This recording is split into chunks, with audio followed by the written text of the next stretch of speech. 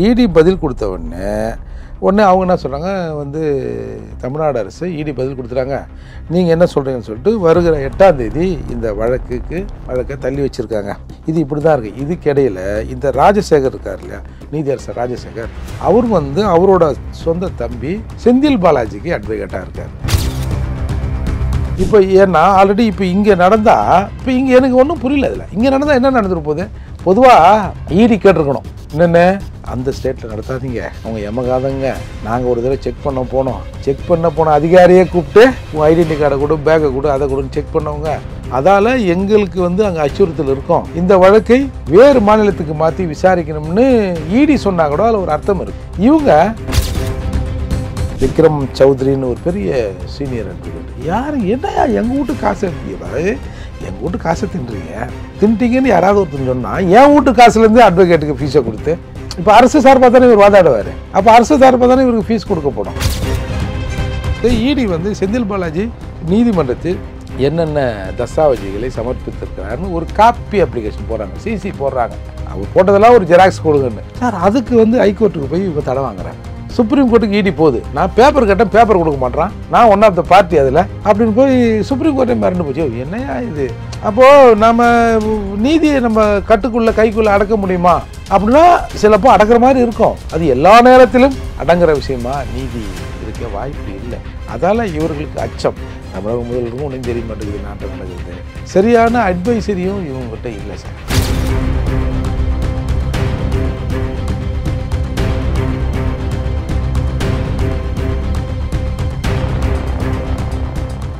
Real one நண்பர்கள் நேயர்களுக்கு வணக்கம். தொடர்ச்சியாக பல்வேறு முக்கியமான தகவல்களை நம்முடைய வாசகர்களுடன் பகிர்ந்து வரும் புரட்சி தமிழகம் கட்சி தலைவர் வழக்கறிஞர் ஏர்போர்ட் மூர்த்தி அவர்கள் நம்முடைய இருக்கிறார். வணக்கம் சார். இப்போது டாஸ்மாக் விவகாரம் சமீபத்தில் ரெய்டு நடைபெற்றது. இந்த அடிப்படையிலான வழக்கை வந்து சென்னை உயர்நீதிமன்றத்தில் நடந்துகிட்டு இருந்துச்சு. இப்போ தமிழக அரசை பொறுத்த வரைக்கும் இந்த வழக்கை வேறு மாநிலத்துக்கு மாற்ற கோரி சுப்ரீம் கோர்ட்டில் மனு தாக்கல் செய்திருக்காங்க. அதாவது ஒரு அரசாங்கத்தை பொறுத்த வரைக்கும் தன்னுடைய கட்சி ஆட்சியில் இருக்கக்கூடிய மாநிலத்தில் தான் அந்த கேஸை நடத்துவது தொடர்ச்சியாக நடக்கக்கூடிய ஒரு நிகழ்வாக இருந்துகிட்டு இருக்கும். ஆனால் திமுகவை பொறுத்த வரைக்கும் தமிழகம் தாண்டி ஒரு அண்டை மாநிலத்துக்கு இந்த வழக்கை கேட்குறாங்க அப்படின்னா என்ன காரணமாக இருக்கும், பின்னணி என்னவாக இருக்கும் சார்? உள்ளூரில் மானம் போகக்கூடாதுன்னு பார்க்குறாங்களா என்னன்னு தெரியல, வெளியூரில் போய் மானம் போகலான்றாங்களா என்னன்னு தெரியல. அதாவதுங்க இது இந்த பராசக்தி வசனம் தான் ஞாபகம் வருது. இந்த நீதிமன்றம் எத்தனையோ விசித்திரமான வழக்குகளை பார்த்துருக்கிறது, இங்கே வாதாடும் நானும் விசித்திரம் இல்லைன்னு ஒரு பெரிய நீட்டாக ஒரு வசனம் பேசுவார்ல, அந்த மாதிரி தாங்க இந்த கேஸு. அதாவது இவங்க என்ன சொல்கிறாங்க, நான் திருடி சில பொருளை பதுக்கி வச்சுருக்கேன், என்னை கேட்டு தான் போலீஸ் உள்ள வரணும். இது எப்படி நடைமுறை சாத்தியமாகும்? சரி, புதுசாக உன்னை கேட்டு வரலாம், புதுசாக ஒரு திருட வந்திருக்கான், ஏற்கனவே நீ திருட்டு போய் பல கேஸில் போயிருக்க, இன்னும் பழைய கேஸில் உன்னை விசாரணைக்கு வராங்க. இப்போ ஒரு பழைய கேஸில் இப்போது உதாரணத்துக்கு ஒரு 20,000 நகை திருட்டு போச்சுங்க அப்படின்னு புகார் கொடுத்துருப்பாங்க. கூட 2-3 வெள்ளி குத்து விளக்கு அது இதுன்னு இருக்குதுன்னு வச்சிங்களேன். புகார் கொடுக்கும்போது 20,000 நகை எங்கள் பீரோவில் இருந்தது காணாமல் போச்சு அப்படின்னு கொடுத்துருப்பாங்க. அதுக்கப்புறம் ஃபர்தர் இன்வெஸ்டிகேஷனில் அவங்க மாமியார் ஒரு 2 குத்து விளக்கு கூட வச்சுருந்துருக்கோம், மருமகளுக்கு தெரியாமல். மருமக கம்ப்ளைண்ட் கொடுத்துருப்பா. அப்போ கூப்பிட்டு விசாரிக்கிற போது இந்த மாதிரி 2 குத்து விளக்கு வச்சுருந்தேங்க காணாமல் போச்சுனோடனே திருப்பியும் போலீஸு அந்த திருடனை போய், இல்லை இவங்களை திருடன்னா இவங்க கோச்சிப்பாங்க, அந்த தெரியாமல் பொருள் எடுத்த நபரை அப்படி வச்சுப்போம், போய் திருப்பியும் ரீஇன்வெஸ்டிகேஷன் பண்ணுறாங்கன்னு வச்சிங்களேன். அது சம்மந்தமான ப்ரொசீடிங்ஸ் பண்ணுறாங்கன்னா அது இப்படி எனக்காக மாறலாம் அப்படின்றது எப்படி சரியாக இருக்கும்? இடி வந்து போன 5, 6 ஒரு 3 நாள் வந்து ரைட் பண்ணாங்க இந்த மாதம். அதுக்கப்புறம் அவங்க என்ன சொல்கிறாங்க, அவங்க வெரி கிளியராக ஒரு டிக்ளேர் பண்ணிட்டாங்க, 1000 கோடி ஊழல் இதில் இருக்குதுன்னு. அவங்க வந்து ஒரு நோட்டிஃபிகேஷனையும் அவங்க ப்ரெஸ் ரிலீஸ் பண்ணிட்டாங்க.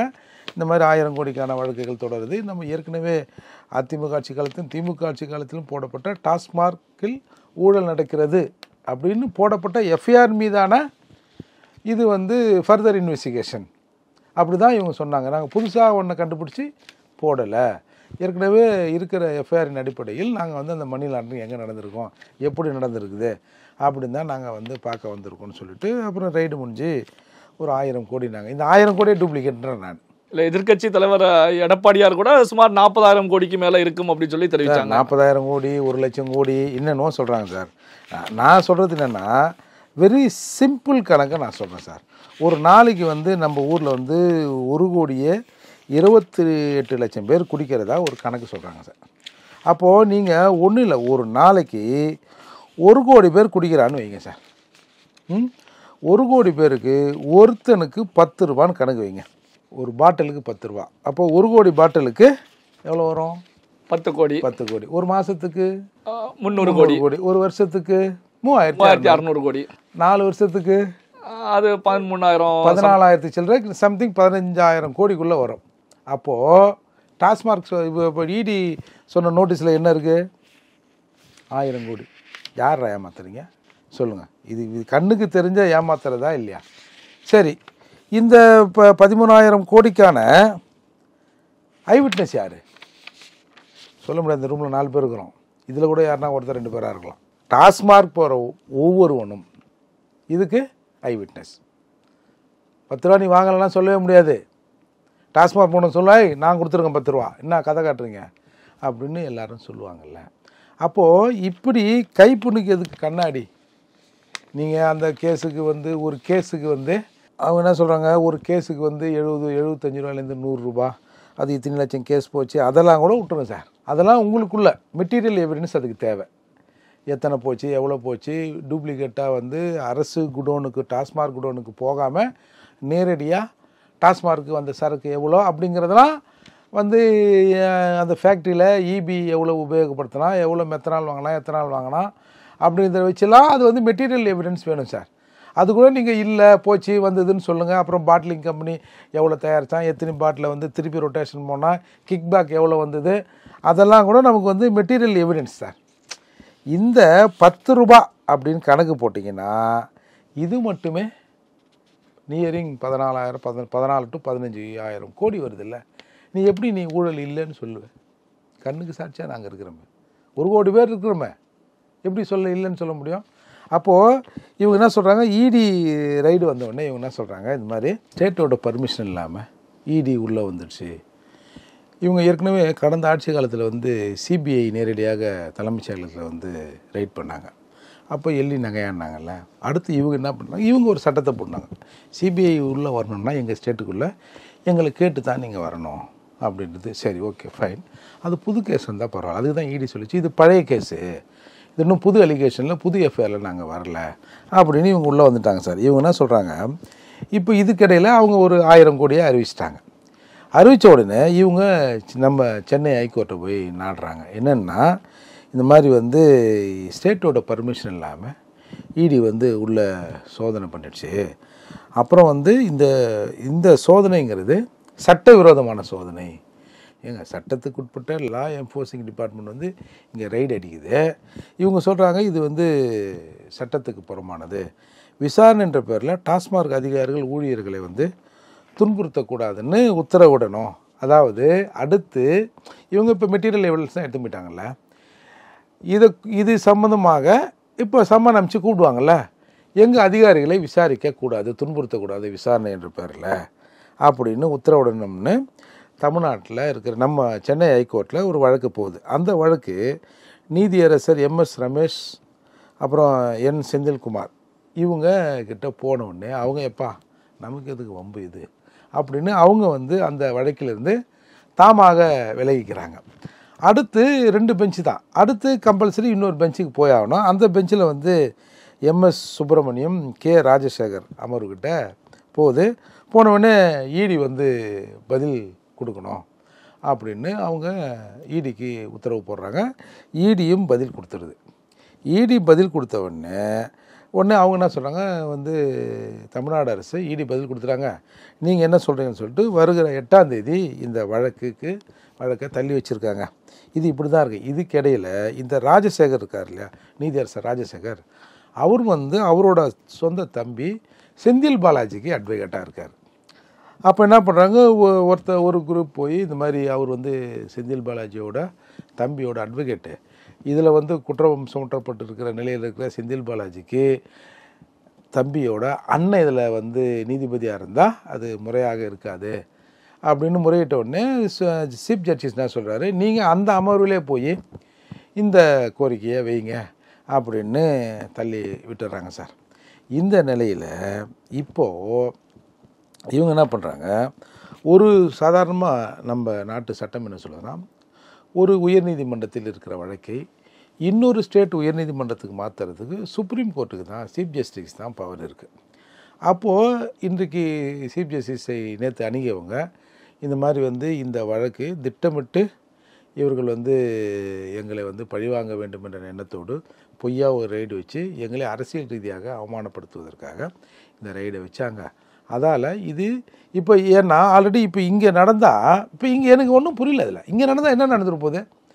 பொதுவாக ஈடி கேட்டிருக்கணும், என்னென்ன அந்த ஸ்டேட்டில் நடத்தாதீங்க, அவங்க எமகாதங்க, நாங்கள் ஒரு தடவை செக் போனோம், செக் போன அதிகாரியே கூப்பிட்டு உங்கள் ஐடென்டி கார்டை கொடு, பேக்கை கொடு, அதை கொடுன்னு செக் பண்ணவங்க. அதால் எங்களுக்கு அங்கே அச்சுறுத்தல் இருக்கும், இந்த வழக்கை வேறு மாநிலத்துக்கு மாற்றி விசாரிக்கணும்னு ஈடி சொன்னால் கூட அதில் ஒரு அர்த்தம் இருக்குது. இவங்க இது 8ஆம் தேதி வரப்போகுது, அதால் நீங்கள் இதை விசாரிக்க போகிறதுக்கு நீங்கள் வேறு ஸ்டேட்டுக்கு மாற்றுங்க.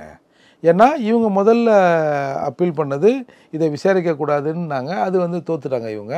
இப்போ ஒரு மிகப்பெரிய வழக்கறிஞரை வச்சு அங்கே அதை சேலஞ்ச் பண்ணியிருக்காங்க. அதாவது இந்தியன் கான்ஸ்டியூஷனில்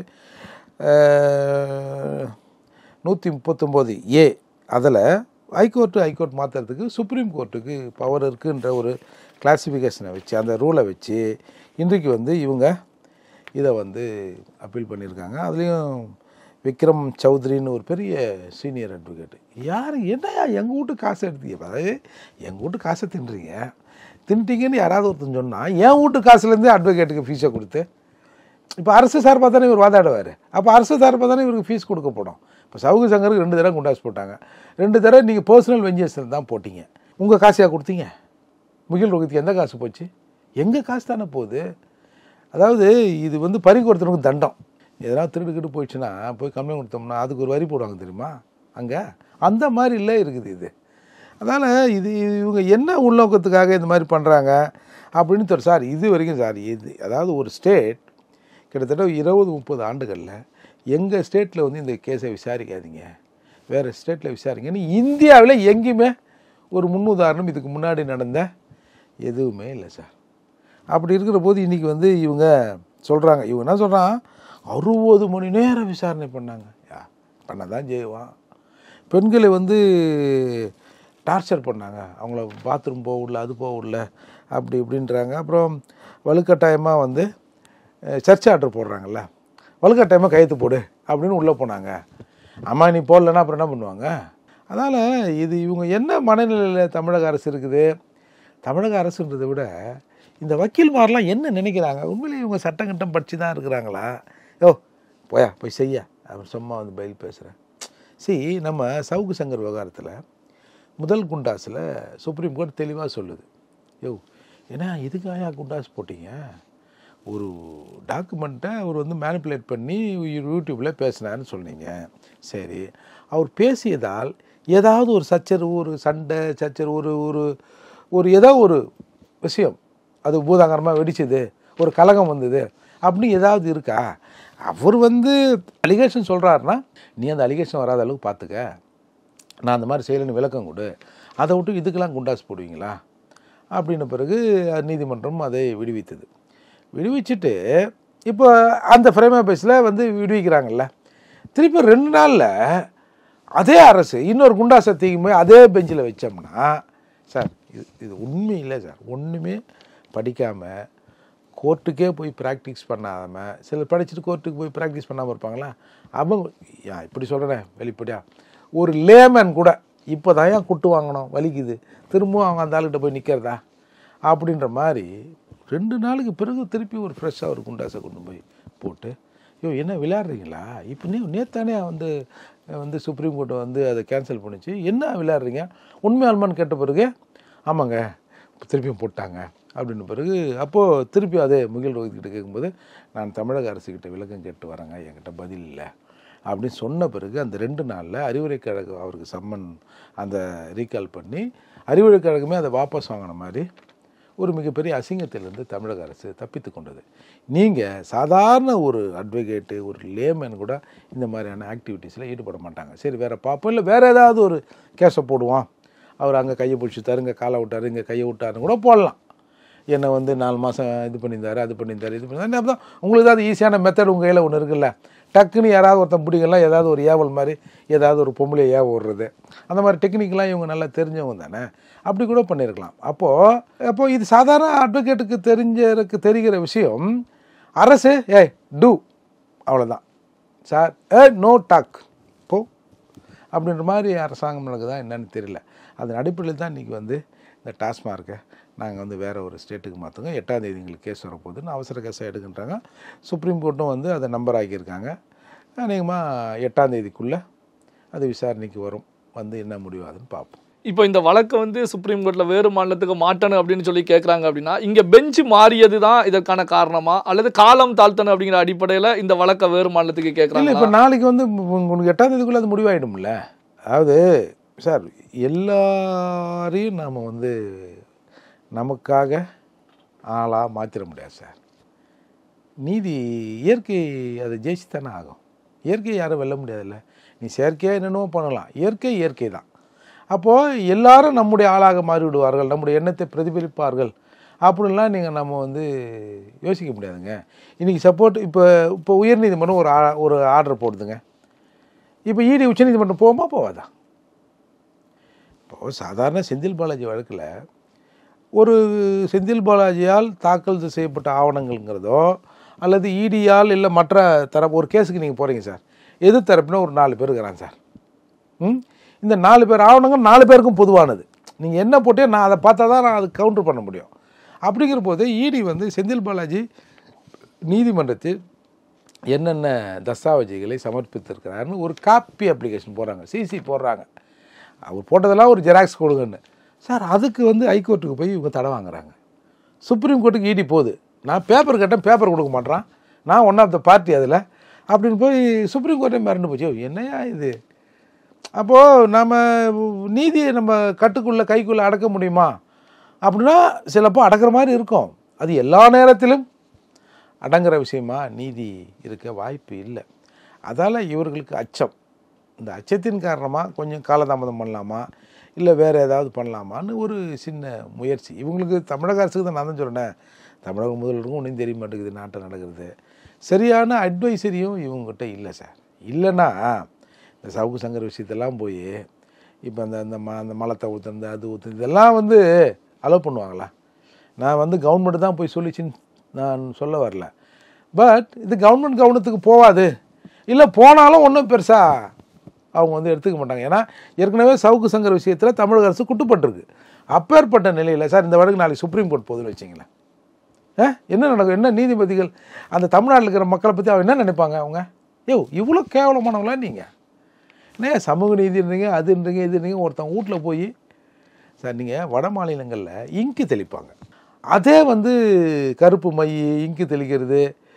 சரத்பவாரை யார் கூட ஒருத்தன் அற விட்டான் மூஞ்சில் கருப்பு மையோடு போய், அந்த மாதிரியான விஷயம் ஒரு இங்கு தெளித்தாலே அது வந்து அது ஒரு மிகப்பெரிய அவமானம். சரி, அது ஒரு ஜனநாயக ரீதியான போராட்டம் கூட வச்சுங்க. நம்ம ஊரில் சேர்லாம் கூட நம்ம பொன்முடி மேலே போட்டாங்க, அது ஒரு எதிர்ப்பு தான். ஆனால் பேரலாக கொண்டு போய் கொட்டுறோமே, இது நாளைக்கு நீதிமன்றங்கள் வாயிலாக கண்டனத்துக்குரிய செயலாக மாறும் அப்படின்னு போட்டவங்களுக்கும் எண்ணம் இல்லை. இப்படி போட்டுட்டா மேலகர்வன் நம்மளை கேட்பாருன்ற பயமும் இல்லை. அப்போது யாரையும் கேட்குறதில்ல சார். ஒரு கிளாஸில் 30 பசங்க இருக்கான்னு வச்சுங்க, 30 பேரும் அவன் இஷ்டத்துக்கு குய்யா முயன்னு கத்திங்கிறான்னு வச்சுங்க, அந்த வகுப்பு எப்படி இருக்கும்? அதுதான் இன்றைக்கி தமிழ்நாடு அரசு. பல்வேறு முக்கியமான தகவல்களை நம்முடைய வாசகர்களுடன் பகிர்ந்து கொண்டதற்கு நன்றி சார்.